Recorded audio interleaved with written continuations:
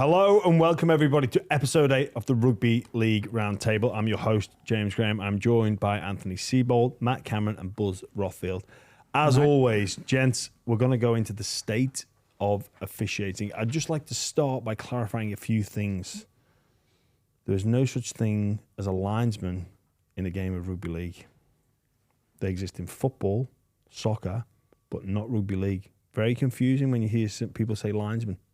Linesmen don't exist. Otherwise, who calls them linesmen? Touch judge. They're touch judges. They don't do a lot, but they're touch judges. Mate, this is a very hard segment. That's you saying that, Buzz Rothfield, not me. I'm just saying this is a really tough segment for these two guys because they're banned from any criticism at all. Well, we can. I can't recall a C. Can you critique? Of course they can. Yeah, and we can advise. We can look at ways we can improve, Buzz. Sure. You and I could certainly get stuck in. I mean, I guess sometimes I feel sorry that the referees get the blame when I think a lot of the issues come from the bunker, or maybe the rules of engagement around crackdowns, interpretations, focus points. How they differ from the beginning of the season, the middle of the season, usually Origin sorts a lot of that out. Each and every year, maybe new rules come into play or new areas of focus. Play the ball was one that from season 2025. What about the head-high tackles for 2 rounds? 2. Didn't we have 16 players sin-binned in one weekend? Then they changed it. They called it off. It's hard work for these guys, Jim. It is. So I guess what we're here today to try and do is how would we, as minds of the game, improve the current situation? Seibs, I'm going to come to you as a coach. What do you think could be done to help dial down the noise on the match officials and make the game better, but make the job easier for them? Yeah, well, I actually gave my opinion. I was invited out to talk to all the referees, coaches from the NRL last week, and one of the things I said was, how can dilute the interference? So there's a lot of people talking to the referees. You've got everyone mic'd up, so that would be one way. The second way, like I suggested to them, was how can they speed up the bunker? If we're going to use technology, the process has got to go a bit quicker. Yeah, and then what we use the bunker for versus what we don't use it for. Are we happy with a certain amount of human error?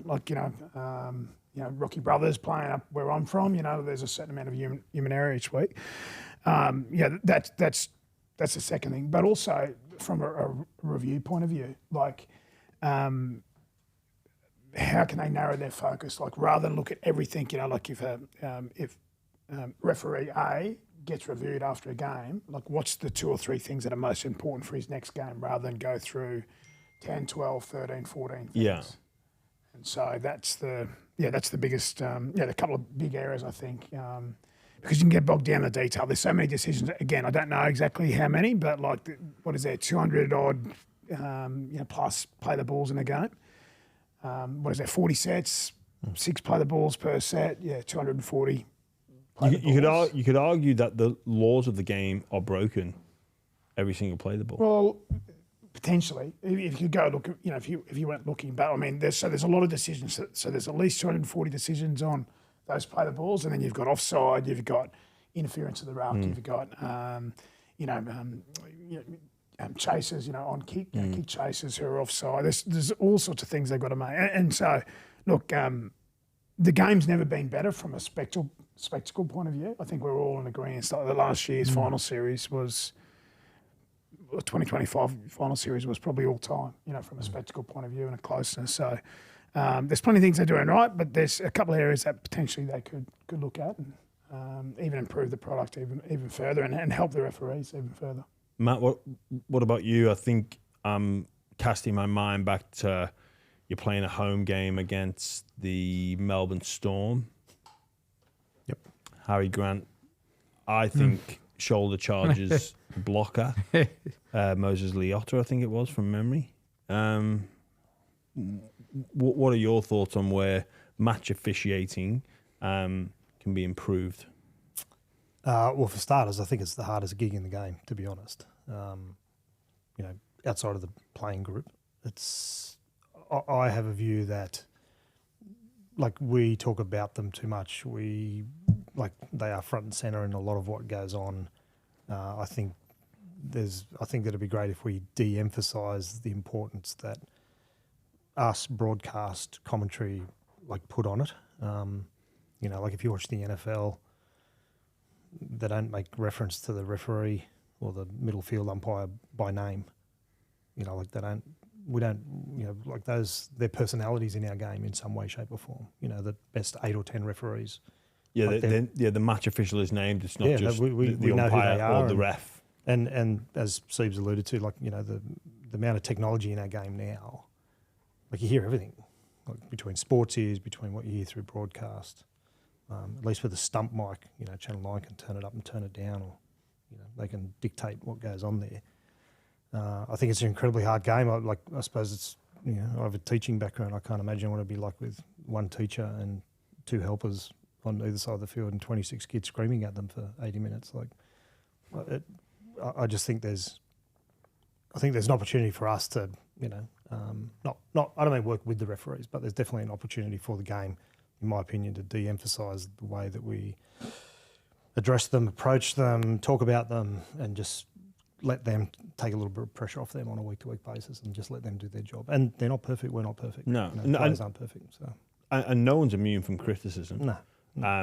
Or I don't feel like they should be. They are they do get a good package, though. Well remunerated, yep. Yeah. But they're front and centre. So they should be, Jim. Front and centre. They should be on good coin. You could make an argument. You could make an argument that should be on even more. We're talking about the pressure they're under with all these voices in their ears, and they've got the bunker in their ear, they've got touch judges, and they've got a referee's coach in their ear. They're in charge of entertainment. They're in charge of the ball speed, charge of 6 again. You're in charge. You used the phrase that they're in charge of entertainment. Well, they are. Look, I went and sat down with Graham Annesley and Andrew Abdo this year, and I walked into Andrew's office, and they had a big spreadsheet set up with every referee, every game, and a points ranking for their overall performance in all these different categories. Where I say they're in charge of the entertainment level of the game and, the ball in play stats, the 2 particular lines I noticed on this chart were play the ball speed. Every single play the ball in every single game they do is measured. So is the 10-metre compliance in every single set, ruck, right? Now, they're ranked on this. They're ranked. That's why, so what they're expected to do to get compliance, to get a good play the ball, to go to the top of this chart with G and with Klein, is get a quick play the ball. The only way they can get a quick play the ball. See, the game had a wrestle problem, didn't it, years ago? We all agree with that. There was too much wrestling. So that's when the 6 again came in, right? So they put the emphasis on the referees to use the 6 again, use it hard, use it often early in the games to get compliance, or then penalties. And same with the 10 metres. That's why it happens, and it's took the enormous frustration of fans in a lot of games this year that they're too harsh on it. But as I said, that's what they're getting judged on every single Monday morning. Ball in play stats, speed of the play the ball stats, 10-metre compliance. The ball in play. Now this isn't got nothing to do with everything else. That their fitness, and they get fatigued like footballers in the 80th minute. They're worth every single penny they're on. Well, like I say, if you no game is scrutinised like rugby league. No game is. Okay, I'll come back to to that point, because I think it's a little bit about technology and the bunker. Jim, what you could do, and this is 100% correct, you could get a 1980s game of rugby league and have 24 cameras there, right? You'd find 50 referee mistakes.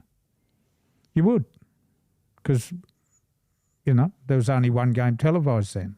Yeah, I think though, Buzz, people can accept a loose carry or a ball steal being subjective, and I've been part of that education piece where the NRL have come and showed us numerous examples of of incidences that happen at NRL level, and they ask the playing group to say, what would you give there? They have the ref cams on, and you go, it's a toss of a coin. Is it a ball steal or is it a loose carry? Don't know. I think most people can accept when their side gets the rub of the green against them.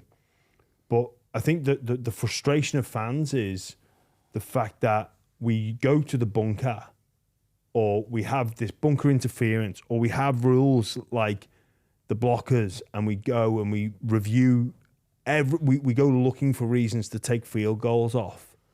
We have a rule now where if a kicker kicks his leg through and contacts the person coming down to charge the ball down, they get the penalty. Yeah, because we all blew up when someone broke a leg.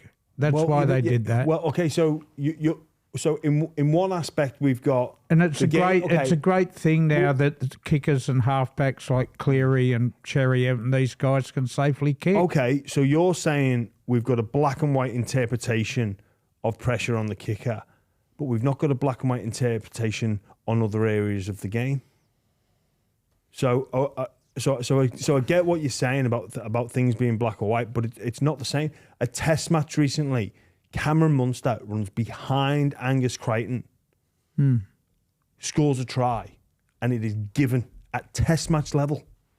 At test match level.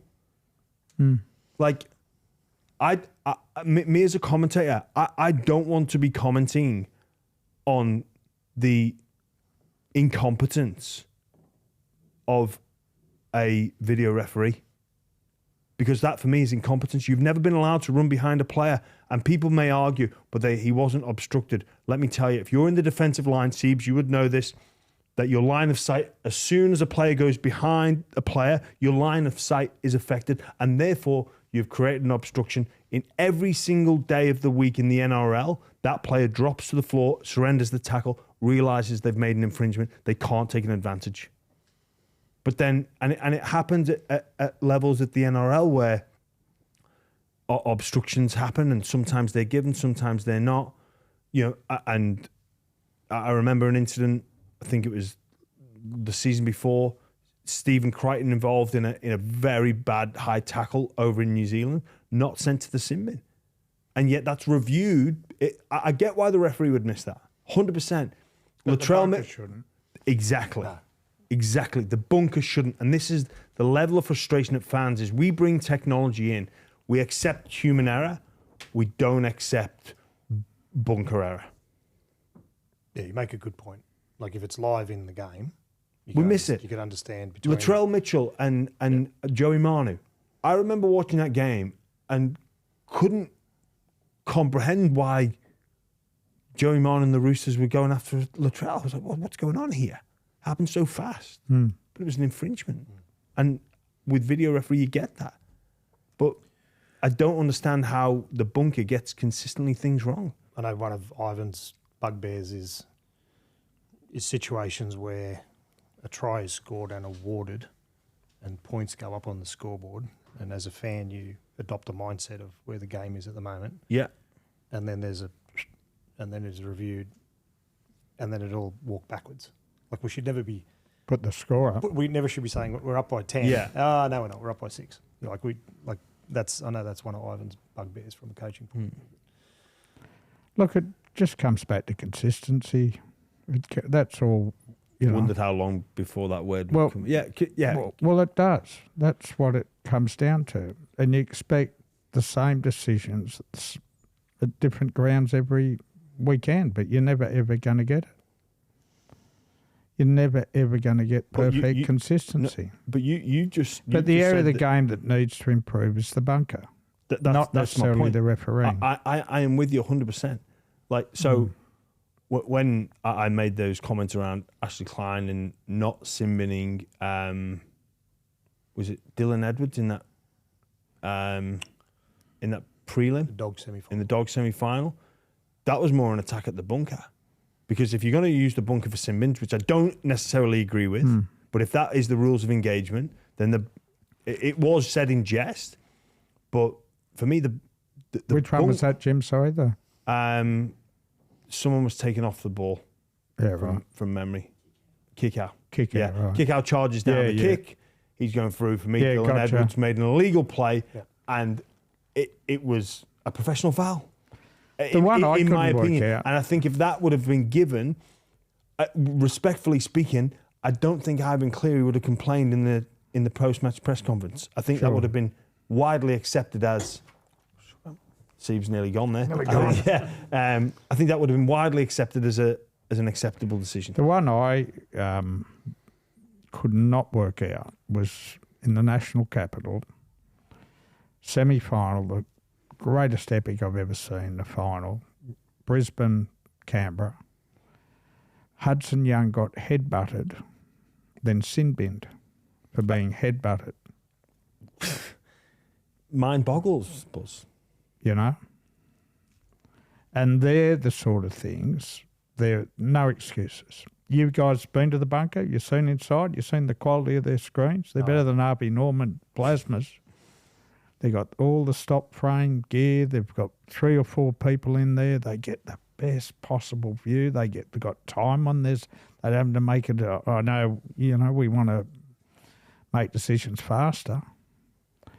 I'm wondering if we use I'm wondering if we use the bunker too much. And the Jed Stewart little fingertip up there. But so on the Jed Stewart fingertip, if that's what they've seen, fair enough. It's the right call. Yeah. Like that's what the bunker's there for. Yeah. Because some of those decisions are you couldn't judge with the naked eye. That's why our game is so good and the finishes are so exceptional that we need the bunker, but do we need it as much? Well, there's arguments because I think they should do forward passes, the bad ones. I do. Forward passes cost teams. It's a slippery slope. Hmm? It's a slippery slope. I know. And the blatant ones, Matt. The blatant ones. Yeah, no, I get that. And I suppose with I keep coming back to the commerciality of our game at times. I can fully comprehend that if you're a team with a semi-final spot on the line and there is a call that's a day later, everyone thinks, no, it should have gone the other way, and that costs you 8th spot, and you become the first team in history to go from 8th to win the grand final. That could be a circa $4 million turnaround to your business. That's hinges on a technological aspect of what we're using as a game. And people's jobs. Yep. Because it For sure. is a results-based industry. Yep. Like, They all say it evens out over the year. You reckon it does? well, Seibs is probably... you know what though? I'm not he sure. can't I can't say. I maybe it does. Maybe you it get your doesn't. good and your bad. But Yeah. all right, so Seibs as a head coach, right? And we're talking about the implications of those decisions, and we talk about the pressure on referees. There's no more people under bigger pressure than the coaches, and the job. And you could argue, well, you get more wins under your belt. That could be the difference between top 8, top 4. But when Seibs goes to his end of season review, you can't just go, well, that 2 points was, they apologise after. We should have got the 2 points. Then that puts us in 4th. Yeah. And then if we played 4th, we would have won the comp. Scotty Penn, no worries. All right, sweet. You've got your job for another year. It doesn't work like that. Credit where credit's due, and Seibs would have got his maybe 10 days ago. We got out. The NRL are very diligent in producing a lot of end of season reports. You would have got the one with the penalty breakdowns and sin bins and all that sort of stuff. So not saying it's that I agree with, like the Moses one, like he moved and that was enough for him to give that penalty and miss that field goal. So, but you use that as an example, like we win that game. Let's say we beat the Raiders in Mudgee for whatever reason. They were a top 4 team and they'll be on grand final day, But at the end of the day, Moses moved. He didn't move a lot, but he moved. And that was enough on review for the referee to interpret the laws of the game to say, well, the rule says don't move and you moved. So whether we all agree with it or not, but as a game, sometimes do we go looking for problems? So for me, the blockers were never an issue, especially if you're referring to your point. But the one we're talking about was a ridiculous penalty. It was ridiculous. Harry Grant had no aim of charging down the kick. No, you said he shoulder charged the bloke. But he knew the rules, so he ran in. It doesn't matter. We shouldn't have a rule like that. He tackled Moses Leota without the ball. It should have been a penalty. It should have been a penalty for the Penrith Panthers. But it highlights he's a smart player. So. He is. But then, so Buzz, you mentioned about the protection of kickers. Surely, if you want to protect the kickers, allow them to be blocked. But again, even that as a rule, and I'm not defending the refs, but you coach your players every day of the week. Do not do that. Do this. Like attack the kicker in a different way. But in that particular incident, and the players know and if they in that particular instance, though, if I recall correctly, it was off the back of a line break. Yeah, I can't remember. So, yeah, it was. But how does that change it? How does that change as he approaches the kicker? Because Moses Leota would not have been prepared. No. Sorry, I'm talking Hoskins in the Canberra game. Sorry, I've jumped in. Sorry. Yeah, so in the incident when Moses was penalised, he can't be prepared for. He's up there in support. He can't anticipate that Nathan's going to do the overcall to do a field goal. He can't disappear. He's thinking maybe I will get a run. Yep. Sorry, I was referring to Hoskins in the game. So. Seibs, I want to ask you a question, and Jaden Campbell could have laid down for a penalty. I think in that goal game you were talking about, the Souths game. As a coach, are you disappointed if he doesn't? So again, I just give us context. So context is, I think Jaden Campbell was approaching the try line of South Sydney. It appeared as though contact with the head was made. We've seen many a player stay down in that situation, get the penalty, take the 2. Jaden Campbell played the ball, Gold Coast shift the ball, they make an error. And South Sydney get the ball, and subsequently the Titans miss out on the opportunity to take and subsequently the TV replay showed that if he'd stayed down, it would have been a penalty. Yeah. So I want to, and Jaden Campbell gets no. This is a very hard question to answer, honestly. Jaden Campbell gets no credit for that from his teammates. If that's under your watch, what are your words to Jaden? I know that's difficult to answer. Yeah, it is difficult to answer. But one thing I will say is, we definitely don't teach our players to lie down. But the players are smart enough now to know that if they get a bump, around the chin or around the ear, that they'll be slow to their feet because they know that there's the replay. So again, there's nothing ever deliberate from myself. But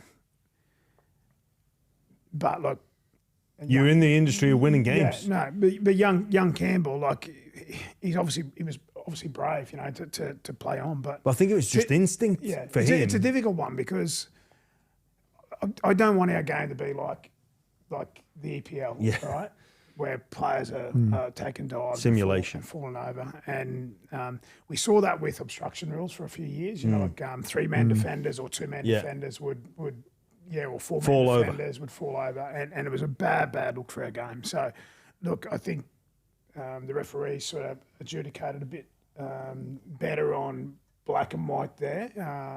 It was a bit more grey. Like if you went to the outside, they score. They allowed you to score a try if there was some sort of bump on the inside, and it's a couple of holes in. But no, I'm not telling Campbell to stay down. If we lost the game, I'm like, you should have stayed down, but. We're not teaching those guys that, it's, we're not teaching those guys that, but the guys are smart. They know that there's replays. Yeah. Would a way to take that away, players diving and staying down for penalties, which is a real bugbear of mine, to just remove the bunker from that situation. Unless it warrants, unless it warrants 10 minutes in the bin. Yeah. So that particular instance with Jaden Campbell, and forget this on report nonsense. If it's I don't want to see the bunker. Tell me, the viewer at home, that player's on report. I don't care if he's on report. What does that mean? Who cares? Yeah. That's next week's problem. The game is now. That's what is frustrating when you're playing in that instance and the player stays on the field for foul play. But I'd much rather that. Stop the game or blow a penalty if the bunker intervenes and the person sent to the sin bin. Yeah, fair enough. I would much rather that. Otherwise, I'd be happy to go with the touch judges and the referee. And we've seen some incidences this year where players gone back almost a whole set of 6. Yep. Which, again, we got to...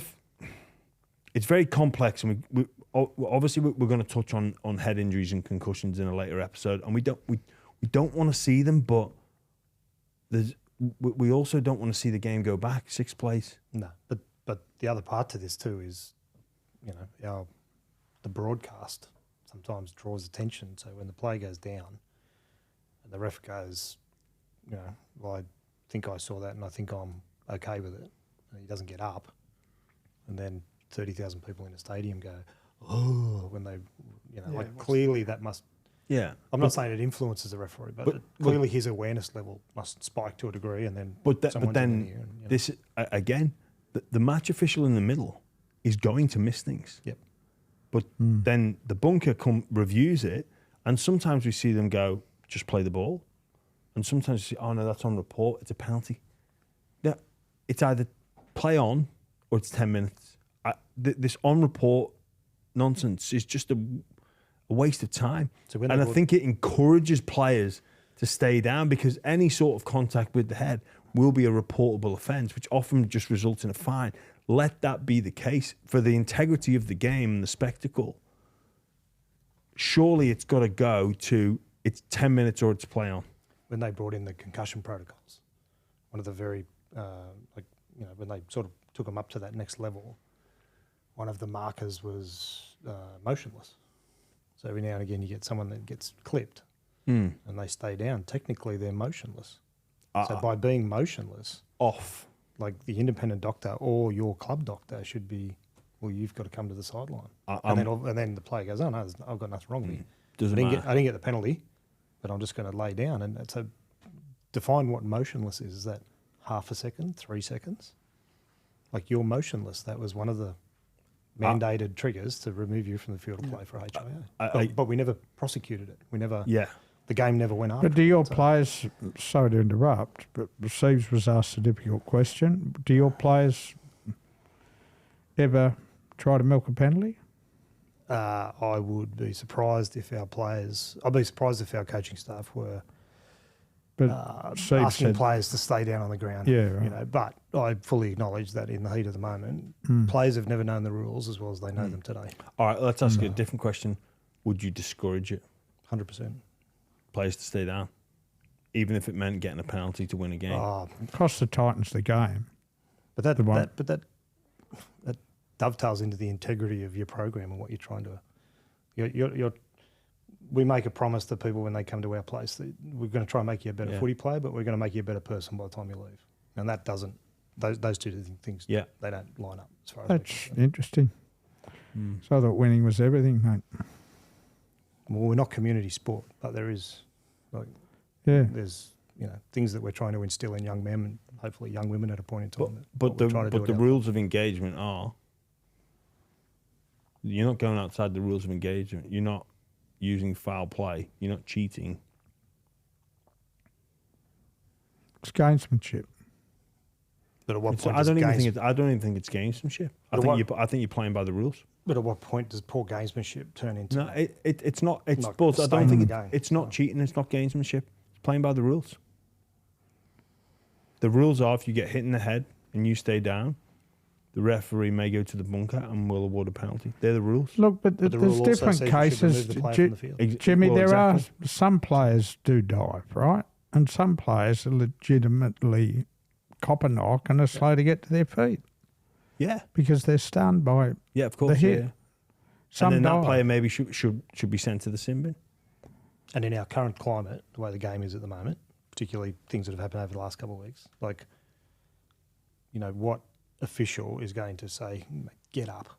Like, you are going to wait for the head assessment. You are going to wait. You're going to tick all those boxes before play resumes. So, and I'm fine with that. Yeah, and like I say, for me, the way to alleviate this, and it's not perfect, is to go in when any incident like that happens, you either send the player to the sin bin or you don't award a penalty. You just ask them to play the ball.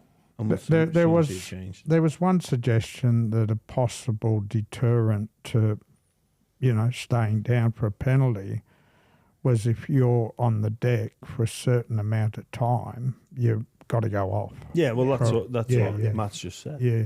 So, and I agree. I think you make the case around motionless. I would argue a second.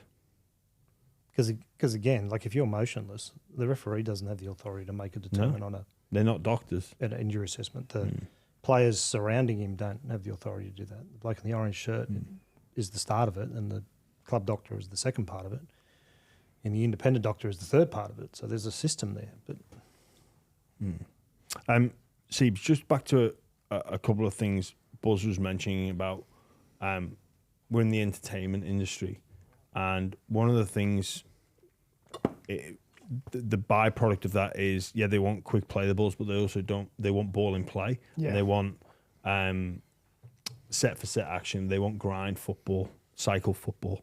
But you as a coach knowing that, is the instruction to the player to push the envelope and know that they want to put the whistle away. Well, I think in terms of like the time on the ground, which then makes the play the ball speed slightly slower, but then the referee's not having to blow the whistle. Well, it's really interesting. I think if I go back to 2024, we played the first 2 weeks of the finals, and we felt as though on review, after Roosters beat us, that the officiating of those 2 games were quite different to a round game with regards to allowing players to stay in the tackle a little bit longer. That was certainly something that we picked up in our review. So, I think the ball and play times, like we've got some data that we've been looking at the last couple of weeks, but like ball and play times is something that the referees, as you said, Buzz, like I didn't realise that they were judged on the speed of the play of the ball and so on. But certainly, refereeing Origin games, although this year Origin was a little bit different. There was a lot more penalties I found. But generally speaking, those bigger games allow for a little bit more in and around the ruck. But one of the things we've seen, though, is that winning to play the ball 10 years ago, 12 years ago, when wrestle was really big, that dictated whether you won the game or not. Like, it's not a win metric. Like, you can win to play the ball these days and still lose the game. And I'm talking about both sides of the footy. It's interesting. But to answer your question around ball and play, longest ball and play game we had last year was 62 minutes against the Broncos. I think the longest ball and play game all season was Panthers versus Rabbitohs, about 64 and a bit minutes. The longest cycle was over 12 minutes, which I think was Panthers and Storm, and our longest cycle was 9.5 minutes. So you think about 12, like that's like 12 sets. Yeah. Right?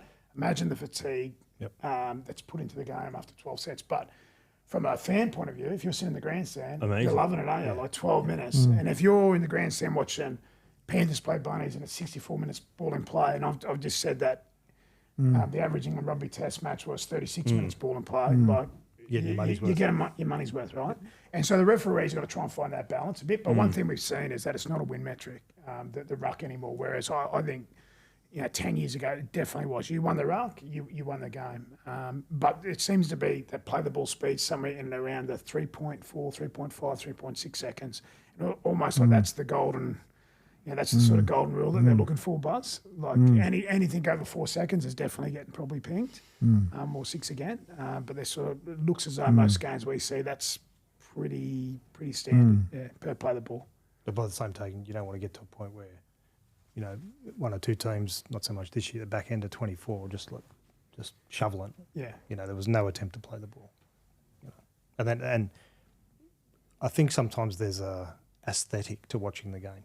When you watch a good game of football, players are making good tackles. It's early catching and passing. It's crisp. They get up and play the ball properly.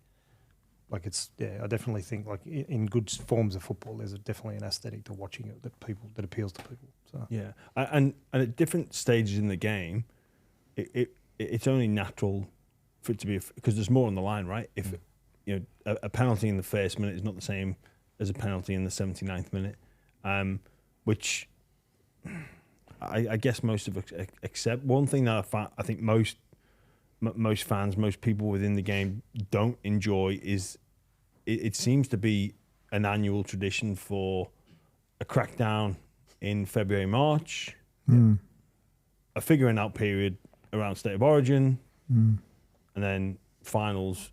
It looks brilliant. Well, the reality is the coaches are 6 months ahead of the referees. Is that an issue there where it's a bit of cat and mouse? Well, respectfully speaking, Seibs, like most coaches would be looking for maybe trends within what the match officials are looking for. Yeah, well, I mean, you played when, like, inside your 20 metres defensively. Yeah. What would you do as a player, or what were you coached? Lay on. Stay in the tackle. Yeah, because right? the consequences of losing a ruck there is an opportunity to the opposition. Exactly right. So if there's a defender out of line, or third man gets left on the floor, or you're in between, getting up from making the tackle to second marker or back to the line, like there's dire consequences. So teams would just lay in, that they would just like have a call. They would stay in the tackle, stay in the tackle, stay in the tackle, and it really suffocated the attack, right? And so that's when, to Buzz's point, around the six agains, that's essentially what it was for, because referees were probably loath to blow the pea out of the whistle in that part of the field, because they wanted some continuity to the game, from a spectacle point of view. And that's why we went to six agains. And so, like, some teams got exceptionally good at the wrestle and dominated the ruck speed. And as I said, it was a win metric then, but it's not a win metric anymore. Looking at all the data that we look at, and even talking to the referees, they don't necessarily feel it's a win metric anymore. But that was one trend where some clubs got ahead of the game by just really focusing on a specific part of the field and staying in the tackle longer. And there's other things like the downtown rule was brought in because players were getting a head start. So because you were just allowed to give the attacking back 10 metres. Like you, as a middle forward, mate, you're heading upfield, right? So you can get a head start. Happy to get a straight square connected line, but you've got a straight square connected line. You've all got a head start. So the poor old fullback's thinking, where am I going to go? And so again, they had to change the rule because teams were really suffocating teams in the backfield, and so there was less, less transition attack and more probably one out carries. So there are a couple of rules that coaches or playing groups get ahead of the game because tactically they're looking at ways to take advantage. On the six agains on try line, it frustrates a lot of fans when we see them continually given within the same set of six. Is it time for the NRL to say, if you make 3 consecutive six again penalties within your own red zone, the player that gives away the final one will be sent to the bin as a rule of thumb? Because I think sometimes we see, they get a warning, and it's really disruptive, really super disruptive that teams get to lay on. The opposition will make a half break, look like they're going to quick play the ball, and they just go, no, bollocks to that. Yeah. We're going to lay on. We'd rather concede a six again, defend 6 tackles, put more pressure on the opposition, slow ruck, than concede a quick one, because otherwise, again, we're presenting an opportunity. Because I think, some of the better teams in the competition, it is an art form now to slow that down.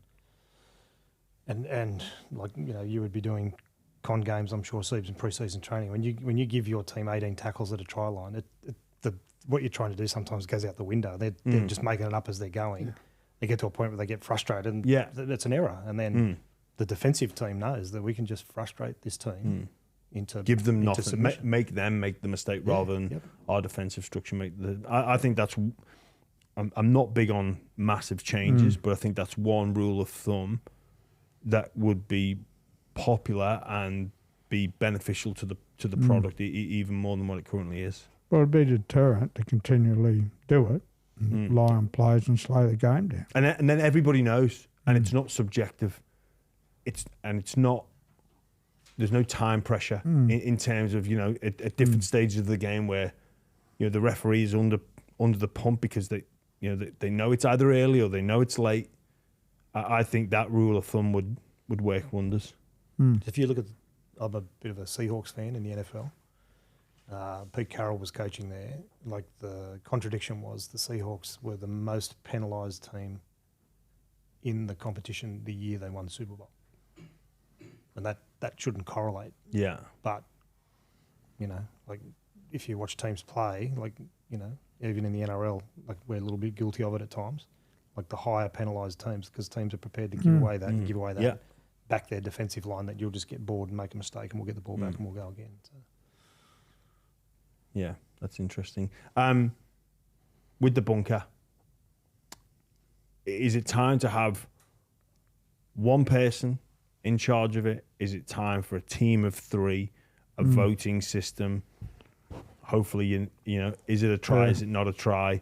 If you've got a former player, a former coach, a current match official, whoever gets the deciding, hopefully it's 3. If it's 2v1, that would help alleviate mistakes. Or we've got one person in there. People will say it's a difficult job. Or do we go down the route of AI? And after looking at our draw, Jimmy, I'd love you to go down the route of AI. But I guess a system could be designed to know when an infringement has occurred. It would also have the history of the correct decisions and incorrect decisions. And that word that you're looking for in terms of consistency, when we go to the bunker, what happens at Shark Park on a Friday would be the same at what happens at a Combank Stadium 2 months ago. Yeah, if AI was in charge of the draw, I wouldn't put it, But just because it's not waiting for the draw, but this is... Yeah, look, I don't know enough about AI, but the steps the NRL did take at the back of the year was to stop using 6 to 8 different officials in the bunker, right? So they used Chris Butler and 1 or 2 others, shared the entire round of football. So we had the same people in there as best we could without overloading them, making the same interpretations. Higher level of consistency. Yeah. And look, I think that worked okay. But do you need to get to the point where one person does 8 games to get true consistency? Well, you can't get someone to one. That's where I defy anyone to watch, that amount of pressure. But maybe you get down to two or weekend. Or like I say, a voting system of 16 hours a week of an an official. I'd be happy to come on, mate. 16 hours a week. You know what? Matt, the mental strain on these guys. Well, you put a package together, so that person is going. I'm getting $500,000 a year. The current referee, the top referee, is already on $350,000. But the strain on these people, I agree. You can't do it. But you're on about player welfare, referee welfare. No one would get anything done. Buzz, if you were in charge of the NRL, everyone's off. But it's a better idea than you and your AI. Mate, I'm telling you, it will happen. It will happen where all the data is given to the AI machine. It is programmed what an obstruction looks like, what a no try, what a put down looks like, and it will be able to make a more accurate decision than a human being ever will be able to. I'm telling you now, very hard to believe. It will be an algorithm that goes in. All previous information is fed to this computer that will be able to, and it's not emotional. It's not affected by time pressure. It will make a quicker decision as well. And you're not looking for yes, no. You might get, that's 75% yes, or 25% no. Exactly. It will calculate. What do you reckon it would have done to Harry Grant? Well, it depends what it was instructed to do. If it was and look, there would be teething problems, which you would run situations like that, and depending on, I guess, what the commission would want to see as a penalty, that would instruct the AI to say that is a penalty. Like like machine It's a learning, and it would be able to learn. Machine learn. It would be able to learn. It could have every single example that has ever existed in the NRL era, all the right, all the wrong decisions, and it wouldn't be perfect, but it would make way better decisions. It's another tool for someone to use. That's another podcast altogether. A futuristic look at rugby league and Well, the involvement of AI. Hold on. And will players, these things they wear in the back, right? Will they go into AI and we'll have Andrew Voss's voice on AI and they'll call a game on AI? Maybe. You know, runs Cleary 15 metres down the back inside. Yeah, I don't know. Well, the horse is bolted in terms of technology and sport. The horse is bolted, and it's not coming back. The ship sailed, and we're in a consistent pursuit of perfection. And I think whether we like it, I said years ago there will be robot referees. I don't know if we'll ever get to that stage, but I would be gobsmacked that if in the next decade we don't see a level of artificial intelligence and machine learning adjudicate our sport when it goes to the bunker. Their first off crack at the draw was pretty ordinary. Not taking the Raiders to Brisbane. Magic round. West Tigers, that's so unfair on them getting another are you week one off. Are you buying that AI did that draw? Yes, I am. What are you? I think there was elements of it. They pumped into AI. I think there was elements of it. But I think there was also some caveats to that. Well, it has to be around venues. Like that's, of course, yeah. Like obviously, what is it? Someone's playing here next year? Soccer? Yeah. Football, sorry. Final question, guys. We'll just go across the desk to ways we can improve the current situation as it stands. Buzz, over to you. How can we improve it? Oh, we just need, you pick me up on it, consistency out of the bunker. The people in the middle of the football field are always going to make mistakes, particularly as the game's faster. More fatigue on these guys. And, they've got to, rely on, a set of eyes with, 4K view of stock frames. And so, look, I think it's, better bunker. With machine learning. Yeah, whatever. Matt? Taking the focus off the referee, the broadcasters, the game, the internet, or maybe not the internet, you can't control that, but just de-emphasising where they sit in the landscape. Seibs? Yeah, efficiency around the bunker. I think that's a big one that can improve the game because, as I said, there's a lot of things right with the game at the moment, but just the interference from the bunker and then also the length it takes at different times for a decision. All right, brilliant. That's the end of episode 8, the state of match officiating. We could have gone on a lot longer there, but stay tuned for episode 9.